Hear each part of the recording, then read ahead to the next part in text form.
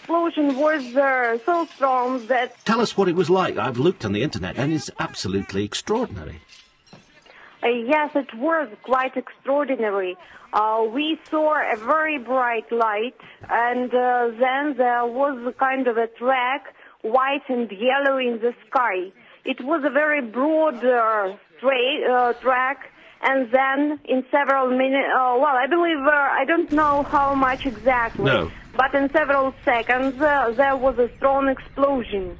The explosion was so strong that some windows in our building and in the buildings that are across the road and in the city in general, the windows broke. And in some other districts of the city, the explosion was felt even stronger than here. And I know that in our zinc plant, for example, where my mom works, the wall of the factory just broke, and it blocks the road. Охренеть! Где-то упал. Well, and I know that there are some kind of damages as well, but none of them are said to be too serious. Well, there are some reports flying around, which are unconfirmed, I should say, that the shower resulted from the shooting down of a single meteorite by Russia's air defense systems. Well, we've no idea whether that's true, but some people are suggesting that's what happened. But looking at those pictures, it must have felt as if you were under attack. It was almost like a rocket coming in. I don't know. They say that it is just one single meteor, but there are some kind of pieces of it which fell down in different places.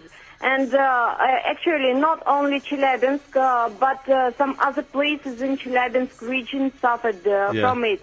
Well, and there were also several regions in Russia. It was in Ekaterinburg and in Tyumen and somewhere else where they suffered a lot. A fascinating sight, but also a sobering one. Witnesses say they saw bright yellow objects falling and a powerful explosion was heard. There was damage in the Russian region of the Urals from the following meteorite shower. A zinc factory in Chelyabinsk, which is more than 200 miles from Magnitogorsk, partially collapsed with the roof and walls caving in as meteorite pieces rained down. Some reports say hundreds of people have been injured. It's thought from flying glass from broken, shattered windows, but also shock. As scientists pick over any remains which are found, more footage is expected to come to light. So that's why we have CBS News contributor Michio Kaku. He is a physics professor at City University of New York and joins us now. Professor, good to see you. Everybody's in a good mood. We've got our red on. It's Valentine's Day. Love is in the air. And you're here to tell us there's an asteroid that's coming close to Earth. Should we be worried? Is this a buzzkill? Let me give you the good news. The good news is we're going to dodge the bullet tomorrow. We're going to miss that asteroid by a whisker, and we're going to have a front row seat to the closest encounter ever recorded in the history of science for an asteroid of that size. The bad news, by the way, is that it caught us totally off guard. We weren't expecting this, and it's going to come so close it'll fly underneath the satellites carrying CBS News. Oh, wow, that's how close it's going to be. So what would happen if an asteroid the size of DA-14 actually hit the Earth? Well, to be frank, it would really ruin your day. Yes. It would hit with the force. I would like to have a good Valentine's Day. Right. I really would. Well, in Russia in 1908, a near-carbon copy of this asteroid plowed into Siberia, giving Russia a black eye.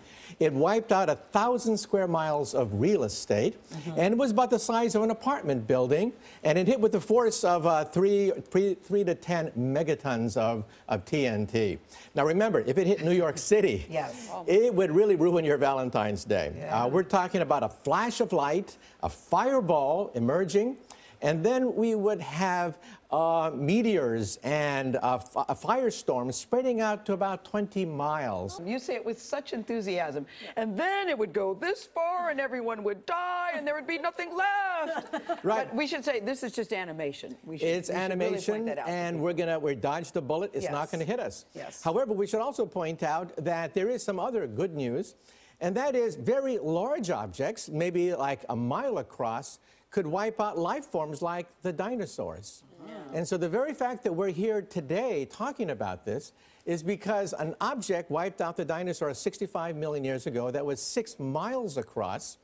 It was a planet buster, and we're here today because of that fact, because of the fact that a gigantic object 6 miles across plowed into the Yucatan of Mexico, wiping out the dinosaurs. Real quick, Professor, though, if an asteroid is coming and we can detect it, is there anything we can do to blow it up before it hits the Earth, planet Earth?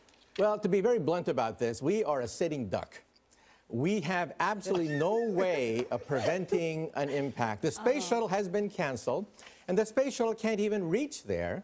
And the Bruce Willis solution is to blow it to smithereens. That's a bad idea, because then you have a lot of baby asteroids coming at you. Professor Kaku, thank you. Thank you so He much. delivers grim news with such a beautiful, humorous tone.